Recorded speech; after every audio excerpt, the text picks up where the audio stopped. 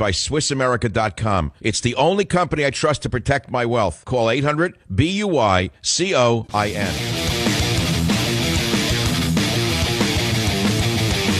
Earth in Upheaval. Earth in Upheaval, Worlds in Collision. Written by Velikovsky. And we're living through political upheaval in America, political upheaval around the world, social upheaval in America, social upheaval around the world. They're trying to flood Europe now. The UN is demanding that Europe take in over 1 million refugees from Africa and the Middle East, which will destroy these countries forever. Because mixed in with them will be will be terrorists, as sure as we have them here as a result of our dumb, stupid, asinine asylum policies put in by moronic, pin-headed liberals in the Clinton era. They now want to do further damage. They didn't learn from the damage they did before. Why? Because there's money in it. What do you think? They're all do-gooders because they want to do good? How many times have I told you they came to do good, and they did very well indeed? When you hear them talking about one charity or another charity with those smiles, you know they're ripping people off by the billions. Billions sucked out for their friends and family, for themselves as well. So watch out for the do-gooders. It doesn't mean you shouldn't try to help, but for God's sakes, don't you understand the grifters involved in these games? WABC, New York. Mike, welcome. You're on the Savage Nation. What's on your mind?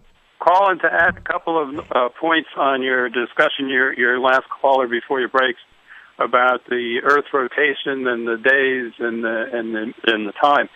Fukushima, the earthquake that caused that tsunami and everything, that was actually had an impact on the rotation of the Earth as well. It's a measured thing. It adjusted time.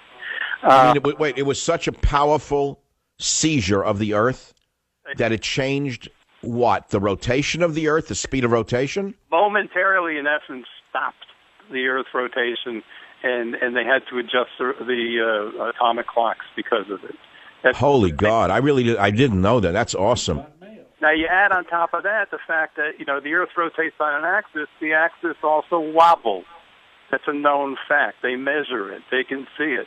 They saw that earthquake on the wobble of the Earth, So that had an impact on it. And I just want to add one more other thing. You talked about, when the gentleman said the Earth moves by a second. Well, when you add on top of that the wobble and the rotation of the Earth, the Antarctic is like humongously millions and millions more acres of ice this year, while the Arctic is melting a little bit. Well, absolutely right. Which is why the Inuits of the Arctic are saying that their hunting and fishing has changed because they said the Earth tilted on its axis. Right, exactly. So, it's a natural thing that goes with all these dynamics, but it's not man-made. The Arctic isn't gaining ice because somebody in Philadelphia did something. I understand that we're all in the same lifeboat, and we all want a cleaner Earth, and we all want a safer Earth, but why must we buy the con men's arguments that unless we pay a tax to the criminals at the UN, and unless we alter our lifestyle to the point where it becomes somewhat of a tribal system rather than a modern technological system, we're all going to die? That's rubbish. Right, exactly. Okay, so that summarizes it all. Mike, I'm sending you a copy of Countdown to Mecca because you're such an intelligent caller. See, I could do radio like this for hours and hours and days until my atomic clock stops. I'll tell you right now.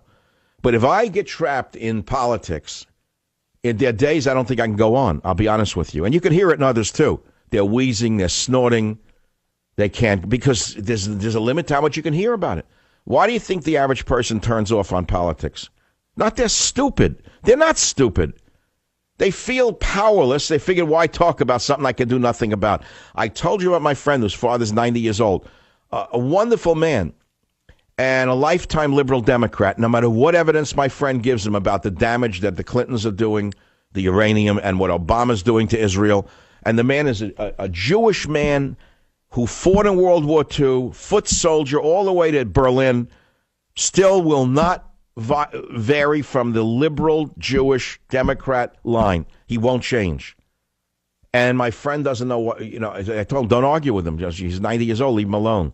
So what I'm saying to you is there's only so much you can do. If you think you're going to convert people's minds, maybe you will, maybe you won't. By and large, you won't. Their minds are made up.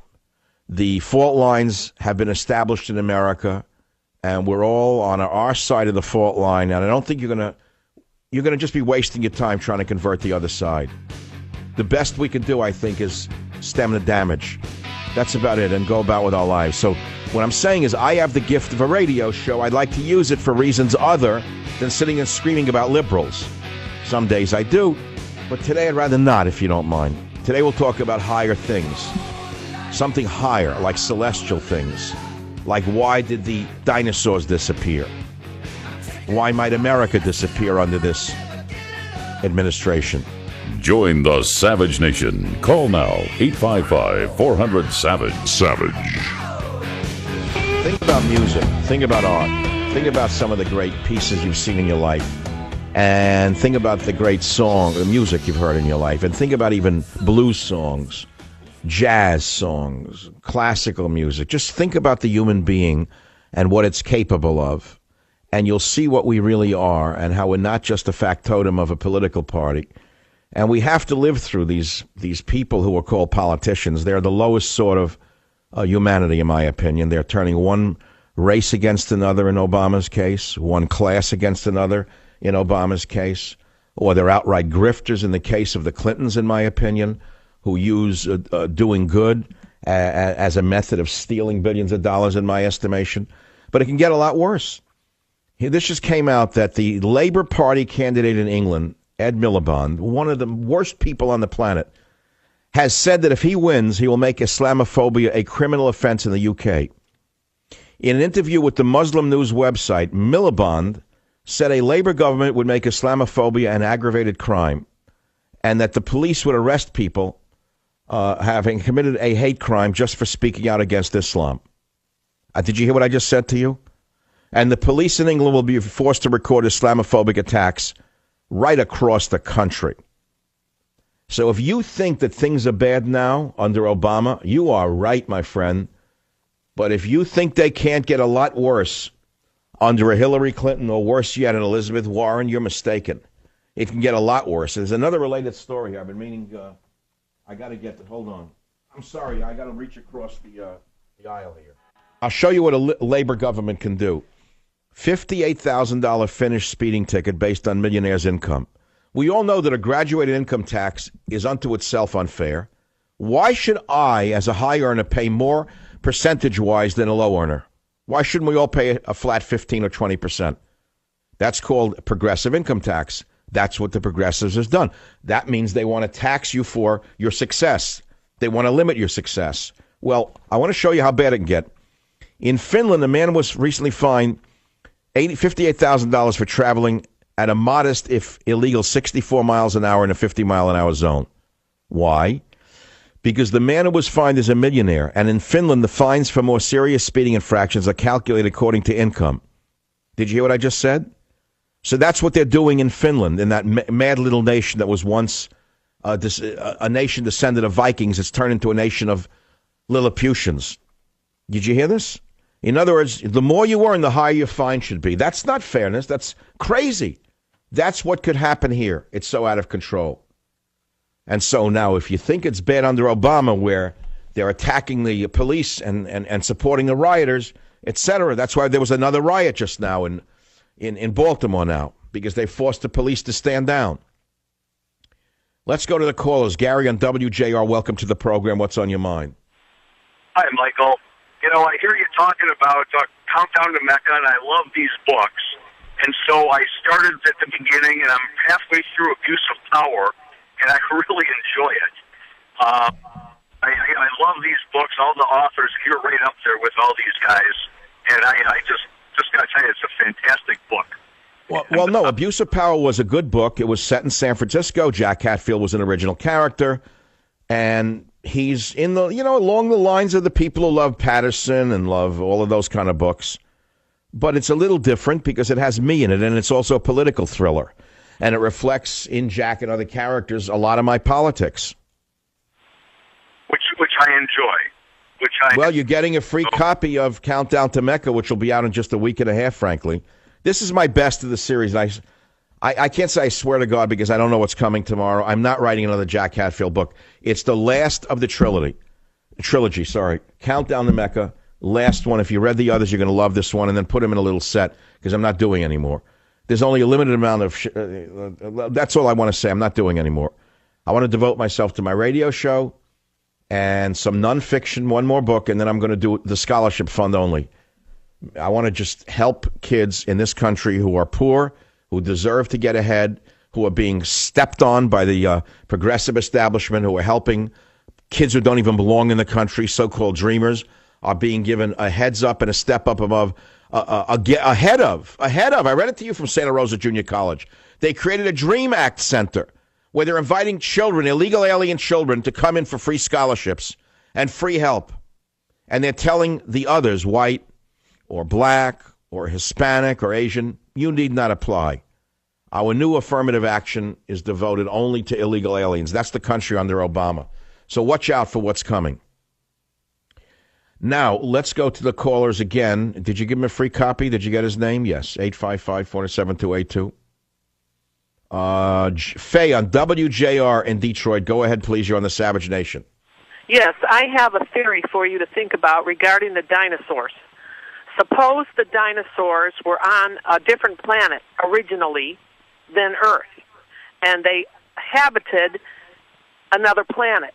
And however those dinosaurs were destroyed, whether they starved to death, whether there was a flood, whether there was a comet, and the planet was broken up and then used to contribute to making the planet Earth, which would then explain why... That doesn't make any sense. The carbon dating method, that makes no sense at all. There's no validity to that statement at all.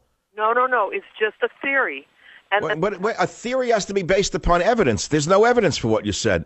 See, the difference between a scientific theory and an opinion is that an opinion can't be proven one way or the other. That's called politics.